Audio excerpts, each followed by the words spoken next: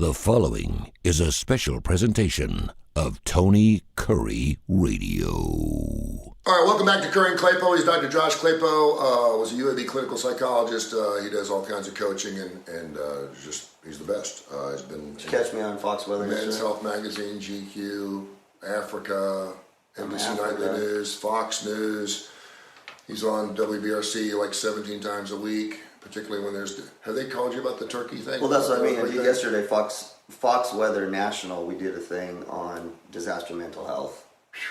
Yeah, I got the time zones messed up. There is a little bit more of an acknowledgement of our psychological feelings about devastation when it's a natural cause, right? I mean, obviously, the 9/11 thing is going to be something that we can afford. Yeah. But when it's natural, it's you're a little bit more receptive to the devastation. Versus what? Like, you mean like a mass murder kind of thing? Yeah. Because that can be thwarted. But I mean, when God speaks, it's kind of like... Well, yeah, you know why. I mean... You deal with it a little bit differently, don't you? Better, I guess. Yeah. Because it's a God thing, right? Yeah. No. You know, it's funny. Well, it's when it's more... The greater the number of people... Here's how we connect psychologically to disaster. We have to find the thread that connects us. Yeah. So if it's 1,000 people close to us, not close to us personally, but in our city, state, whatever, then there's a connection. Yeah. If it's tens of thousands of people, then there's a human connection, just humans. If you think about something like an earthquake, and I think this is really interesting. This doesn't apply to you, but like I think about earthquakes growing up. Mm-hmm. This for me is there is a weird connection. I know what it's like to be in a not that devastating, but I know what it's like. So there's always what makes the impact more is if there is some sort of connection. This is why when we see the parents looking for their children as parents. Wherever you are, your heart goes out. That's how it affects us. I understand people wanting to build high-rises near beautiful cities and beaches like Miami or San Francisco or whatever. I get that. These people obviously are living on fault lines because they have to. They're either born there, that's the way it is. Right. Economically, it's just what they've got to do, and that's another reason why there's not people living there. It's like because they're on fault lines. By the way, this happened. They had a geological professor from Turkey. This event once every 800 years. Yeah. They predict. I mean, with this size, and it had been 800 years. It's crazy. We just keep living in this "it's never going to happen to me" world, and I think that's good. Yeah. Because if you believe it's going to happen to you, you turn into a hypochondriac, and you're freaking out every single day of your life, and there's a good chance it won't happen to you. It's like getting struck. Should I walk outside in a thunderstorm? I'm not going to hit by lightning, am I? If you have a reason to, I guess whatever. But the thing is it's funny because we don't learn our lesson. Yeah, I got friends of mine that have rebuilt down the beach like 4 times. And like, at what point? And they'll say, I'm going to live my life, and as long as I have the financial fortitude to break through, and my insurance is still covered, and blah blah blah, then I'm going to. But they spent like 3 or 4 weeks a year going out and boarding up their houses down at the beach because it's hurricane season. And thank goodness it's been pretty good the last couple of years. But then again, if you're that one person the tornado hits, it's devastating to you. So anyway, all right, we've got Valentine's Day coming next Tuesday. It's a big week. Super Bowl on Sunday, Monday, then of course Tuesday is Valentine's Day. So we're going to get into it Fox 6 this morning at 9:35. What's it better for? Is it better for singles or married people on Valentine's Day? Now, having been single and married, I will say this. It's really nice. Right now, I'm more anxious, if I'm anxious at all, concerned about what I'm going to get my daughter for Valentine's Day. My sons are 15 and 18. They're done. That's a whole nother topic. But my 10-year-old daughter... That's a whole other topic. Do you get when my kids are grown? Do I get my daughter something? I probably would not be getting my daughter something. I would get her a flower or something like that to let her know I'm thinking about her. What about your son? But I would have gotten something for my wife. But now that I don't have a wife, then it kind of trickles down to my daughter because I do want to do something special. Your sons are not your Valentines? They are my Valentines. I may get them a card or something, but whereas I used to get them candy and stuff like that, I don't. They're 15 and 18. They're a little beyond that. maybe my 15-year-old, just from a cognitive standpoint. My 18-year-old doesn't really care. Yeah, he does. It If everybody else, if the other two get something, yeah, that's the other thing is it doesn't have to be a male on female or female on male to be No. Valentine's. Everyone's your Valentine's, right? That's right. So I asked my daughter this morning in carpool, what's it better to be single or married on Valentine's Day? And I said, before you answer, I said, who's got it better? Mm-hmm. Who's got it better? And she said, well, single for sure. And I said, why is that? She goes, because I'm single. And I said, okay, well. She thinks of herself as single.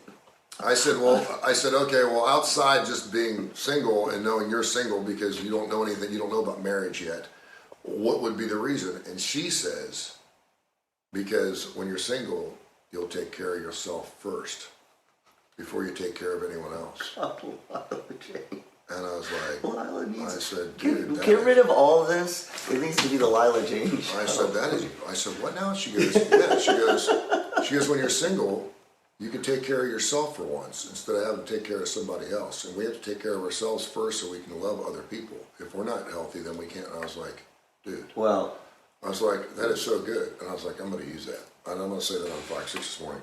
And it makes a lot of sense. But it is a hard, that is true.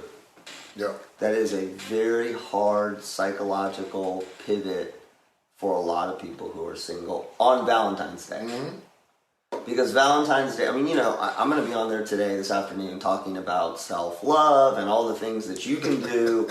All the things that you can do if you're not with somebody. I loved myself yesterday. Yeah, I believe that, but it's hard.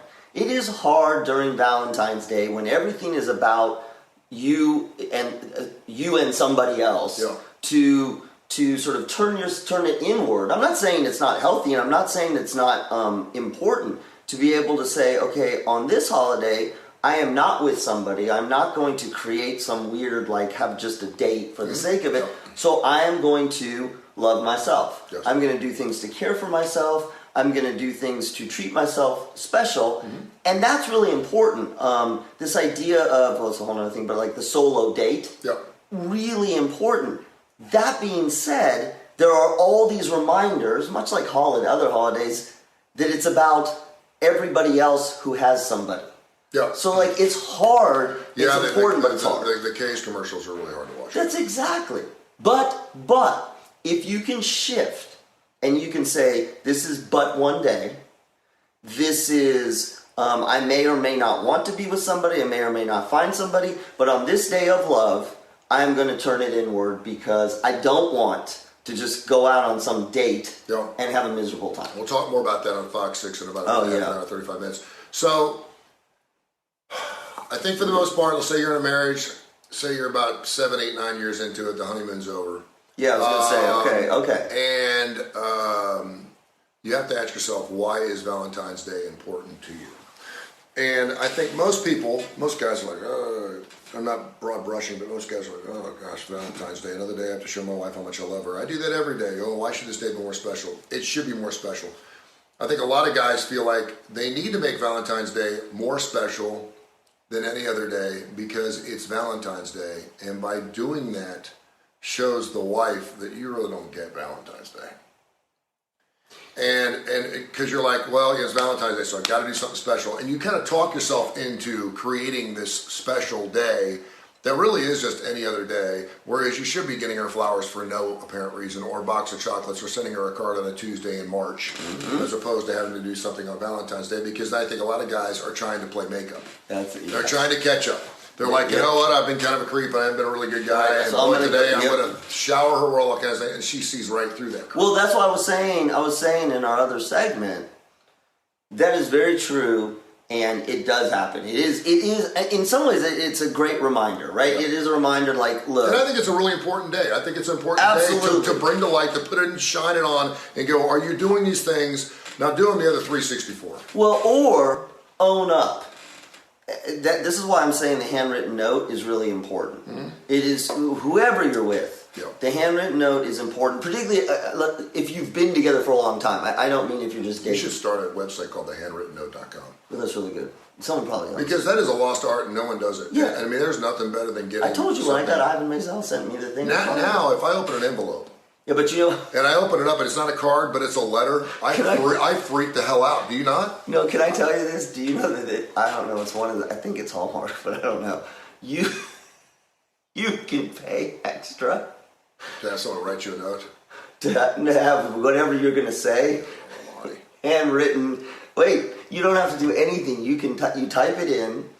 You can pay extra. Someone will write it by hand, not your handwriting, but handwriting. Put it in the card and mail it to The them. wife's she's going to know it's not your handwriting, so it's the same as a Hallmark card. Well, no, you Yeah, don't but if it's my write- words, it doesn't matter. I mean, write the damn thing yourself. But here's the thing. Here's my tip on Valentine's Day.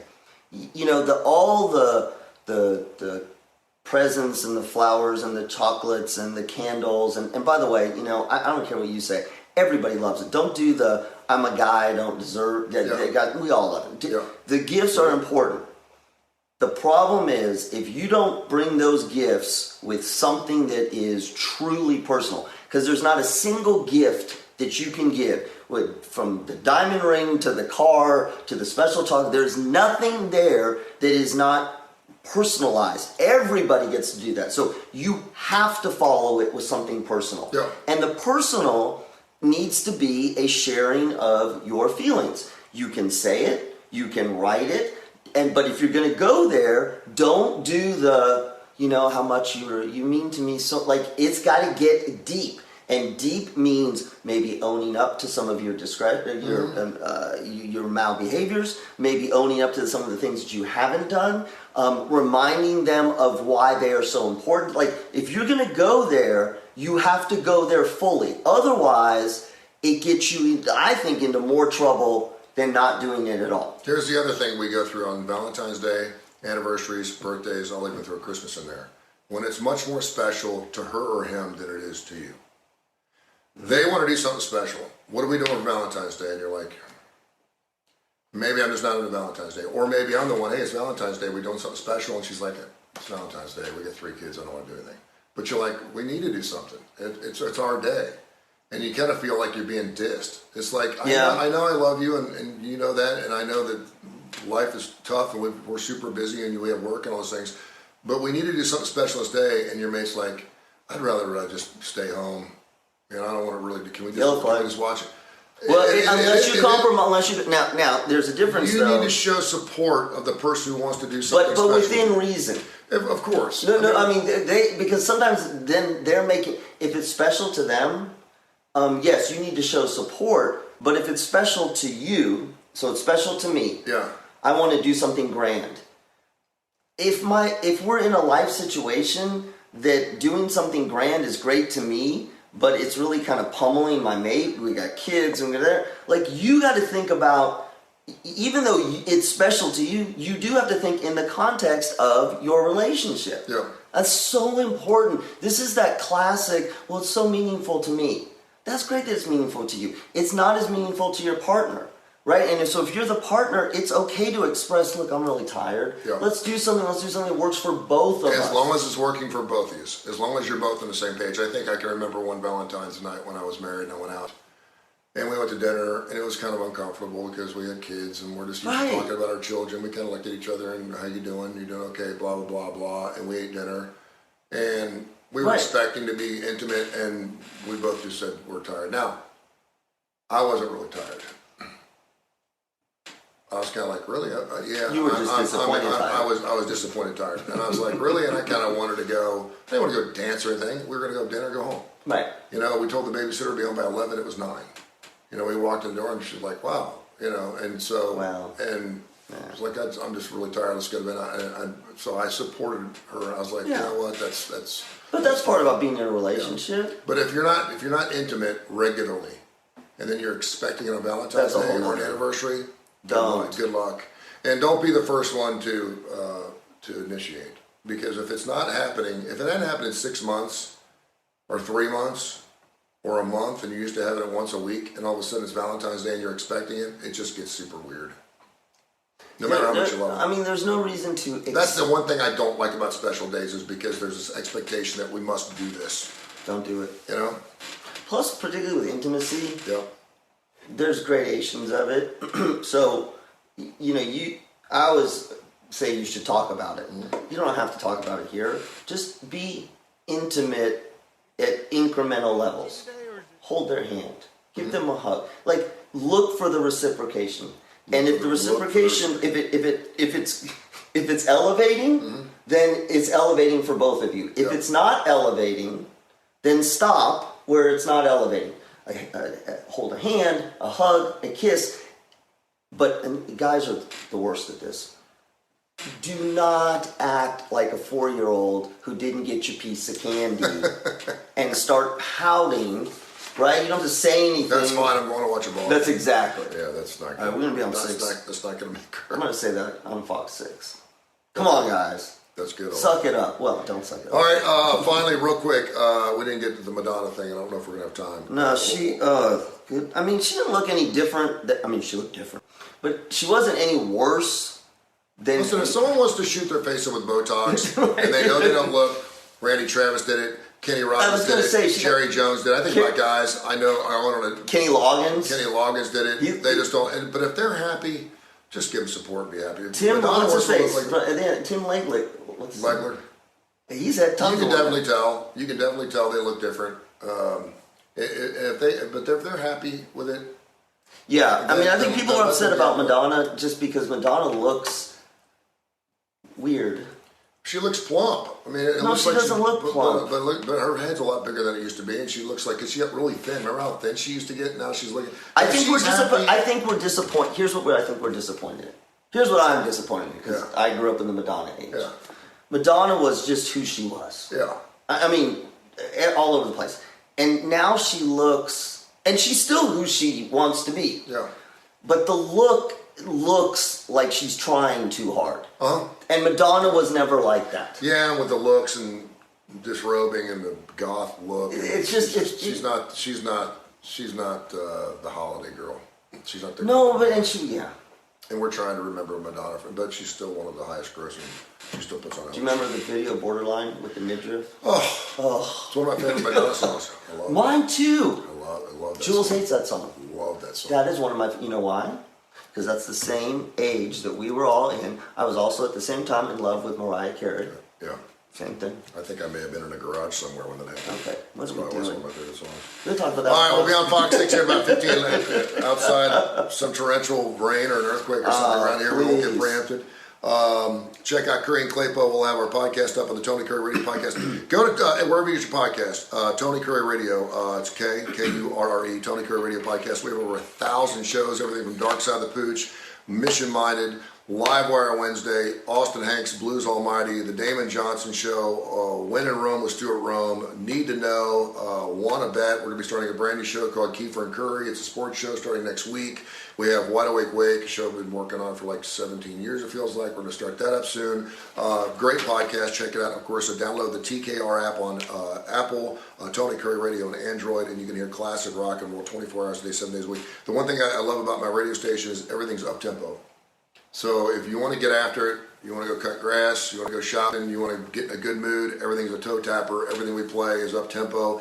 I don't do Dream On, I don't do Stairway to Heaven, I don't do Freebird, I don't do those songs. I do great classic rock songs that put you in a good mood. So check out the TKR app, and I promise you I love it. We got like 80 5-star reviews. Every time someone gives us a review, it's 5 stars. It's great. Thanks for watching again this morning. He's Dr. Josh Klapow. I'm Tony Curry. We'll be back on Fox 6 in about 10 or 15 minutes right here on the Tony Curry Radio Network. Have a great day. This has been a special presentation of Tony Curry Radio.